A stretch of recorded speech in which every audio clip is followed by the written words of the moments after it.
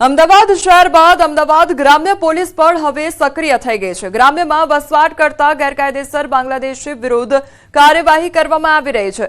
અમદાવાદ ગ્રામ્ય પોલીસે એક જ રાતમાં કોમ્બિંગ કરી 800 જેટલા શંકાસ્પદ લોકોને વેરિફિકેશન માટે બોલાવવામાં આવ્યા હતા, જેમાં તમામ લોકો પાસેથી આધાર કાર્ડ સહિતના ડોક્યુમેન્ટની ચકાસણી કરવામાં આવી છે।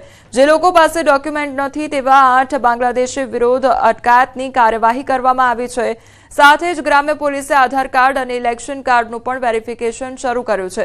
આ સાથે જ ગ્રામ્ય પોલીસે તમામના નાણાકીય વ્યવહાર અંગે પણ તપાસ શરૂ કરી અને આંગડિયા પેઢીના કર્મચારીઓને બોલાવી છેલ્લા 2 વર્ષમાં પશ્ચિમ બંગાળ અને તેની આસપાસના વિસ્તારમાં થયેલા આંગડિયાઓના વ્યવહારની ડિટેલ માંગી છે, જેથી બાંગ્લાદેશ સાથે તેમનો કોઈ સંપર્ક છે કે કેમ તે અંગે પણ વધુ તપાસ કરવામાં આવશે।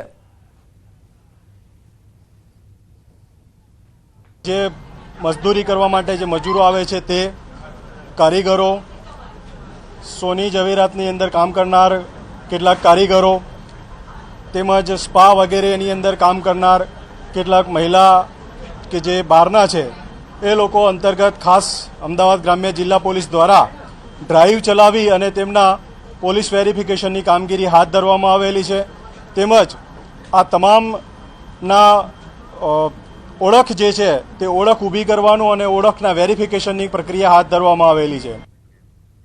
અમદાવાદમાં હવે પાકિસ્તાની આતંકવાદી કૃત્યના પગલે ઠેર ઠેર વિરોધ થઈ રહ્યો છે। ક્યાંક સ્વયંભૂ બંધ તો ક્યાંક શહીદોના માનમાં રેલી સ્વરૂપે વિરોધ થઈ રહ્યો છે।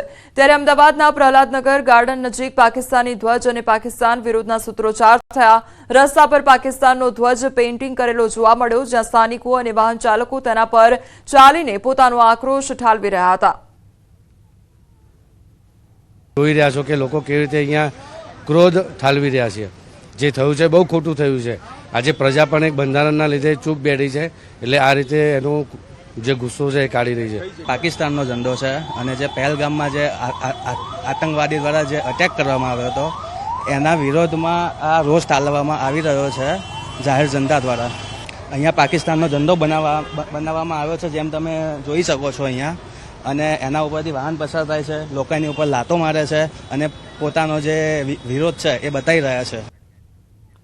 પાકિસ્તાની નેતા બિલાવલને પાટીલનો જડબાતોડ જવાબ આપવામાં આવ્યો છે। કેન્દ્રીય જળશક્તિ મંત્રી CR પાટીલનું નિવેદન પાકિસ્તાન પીપલ્સ પાર્ટીના અધ્યક્ષ બિલાવલ ભુટ્ટોના સિંધુ જળ સંધિના નિવેદન પર પલટવાર કરવામાં આવ્યો છે। કહ્યું, અમે આવી લુખ્ખી ધમકીઓથી ડરતા નથી, તાકાત હોય તો આવી જા।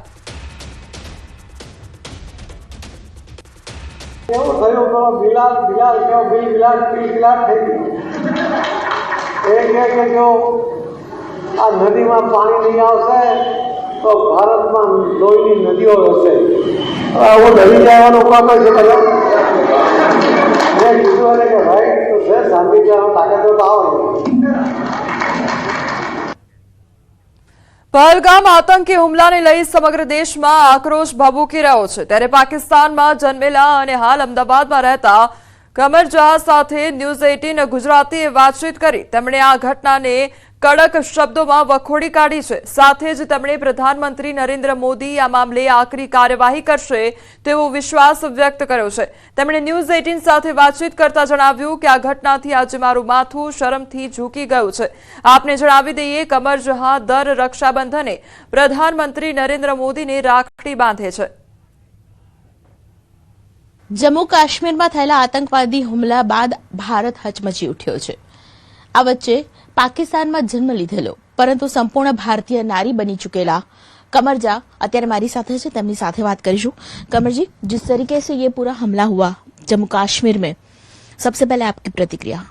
मुझे तो बहुत ही अफसोस है कि मैं 2 दिन बाहर थी, न्यूज नहीं देखी थी। उसके बाद जब मैं घर आई दूसरे दिन और मैंने न्यूज देखी तो मैं तो बहुत ही हैरान हो गई। मैंने कहा ये कैसे, कितना मतलब दर्दनाक ये वाकया है कि पूरे हिंदुस्तान को, पूरे वर्ल्ड में, पूरी दुनिया को, सबको इसका इतना अफसोस है कि कोई हद नहीं कि किसी भी बेगुनाह इंसान को इस तरीके से मारना बुज़दिली है। मैं तो पक्की हिंदुस्तानी हूँ और उसकी मिसाल ऐसी है कि मेरे हस्बैंड ने टेररिज्म के ऊपर पेंटिंग बनाए हैं, कारगिल वॉर पर बनाए हैं, बड़े बड़े ऐसे पेंटिंग बनाए हैं जो जिसके ऊपर हमको भी जान से मारने की धमकी मिली है।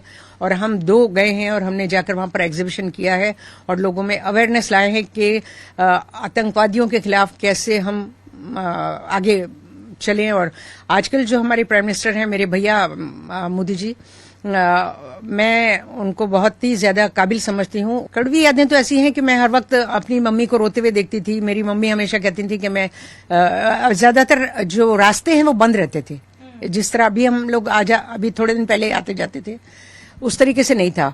मतलब कई टाइम के बाद ये जो समझौता एक्सप्रेस शुरू हुई है, उससे पहले तो इंडिया आना यानी नामुमकिन होता था। આ સમયમાં પણ તેમણે ઘણા બધા પેઇન્ટિંગ્સ કર્યા હતા। જાણીતા ચિત્રકાર છે મોહસિન શેખ અને તેમના પત્ની છે કમર જહાં, જેઓ પાકિસ્તાનમાં ભલે જન્મ્યા હોય પરંતુ અત્યારે સંપૂર્ણ ભારતીય નારી છે અને તેમણે જે પોતાની વાત કહી છે, ખાસ કરીને પાકિસ્તાનને લઈને તેમણે ભારત પાકિસ્તાન વચ્ચે જે ઘણા સમય પહેલા ભાગલા થયા ત્યારથી લઈને અત્યાર સુધીની જે કહાની છે તે તેમણે પોતાની આપવીતી જણાવી। કેમેરા પર્સન શાનિક મહેતા સાથે